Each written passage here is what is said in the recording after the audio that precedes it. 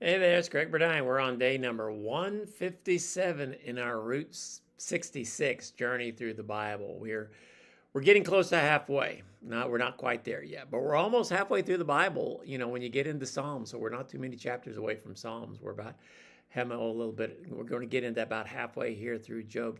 I love the book of Job because it is such a good philosophical book about the problems of life.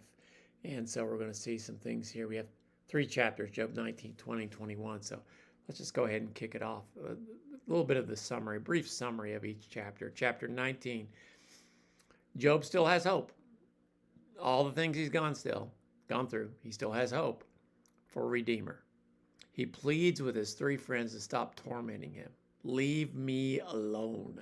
He does feel alienated, abandoned, wrongly judged, yet in the midst of a pain, he makes a powerful definition. Listen to this.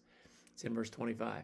I know that my Redeemer lives, and that in the end, he will stand upon the earth. Now we know that he's talking about Jesus, but I don't know how much of Jesus he knew about, but this is one of the most powerful prophetic verses in the entire book, in the entire Bible. He says, I know that my Redeemer lives. He's going to redeem me. He's going to prove me, and he's going to stand. And I think what he's meaning is I'm going to stand with him. He's going to stand up for me. Chapter 20, Zophar, then another friend comes along. After he makes this statement, Zophar comes along, and he talks about that the wicked will not prosper. He rebukes him, insisting that the triumph of the wicked is short-lived. Job was a very prosperous, successful, wealthy man. And maybe he's saying, hey, yeah, it didn't last long. So he describes in vivid terms that the wicked may seem to be successful, but pretty soon they're going to face ruin because God is going to judge them. He argues that that's the pattern of Job. Job did really well, and then he suffered, and because he was a wicked person. That's their whole premise, is Job must have done something bad to deserve all of this. In chapter 21, Job counteracts. Then why do the wicked prosper? If God judges the wicked, why do sometimes the wicked prosper? He observes that many people live long, peaceful, successful lives. They die in comfort. They're even honored after their death. And so why do they not have anything bad happen to them?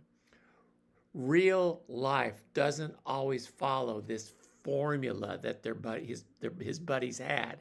Sometimes the wicked prosper, and sometimes the righteous suffer.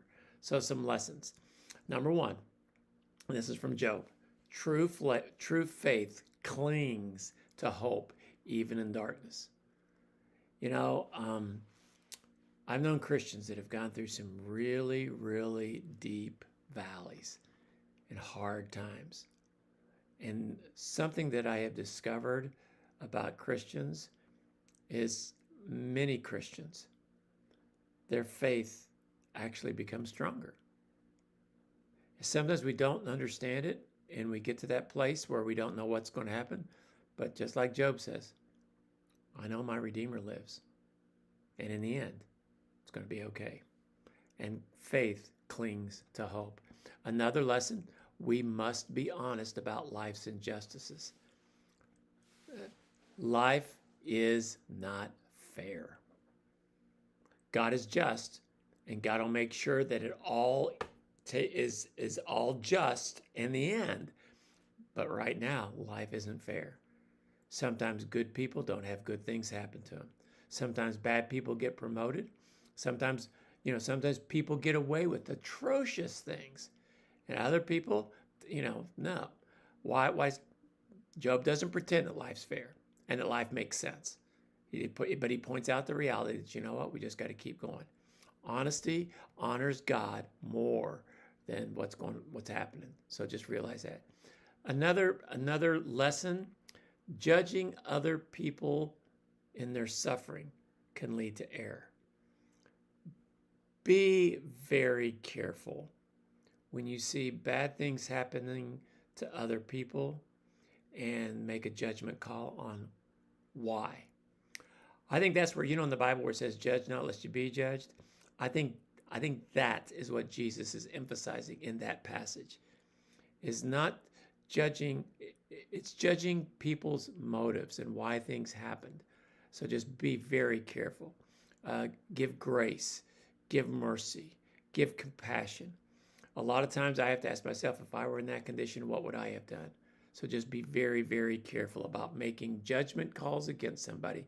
You know, most of the time what people need is not a judge, they need a friend. And so just be very careful when other people are suffering and bad things have happened to them to make judgment calls against them. So it can lead to a lot of error and misunderstanding.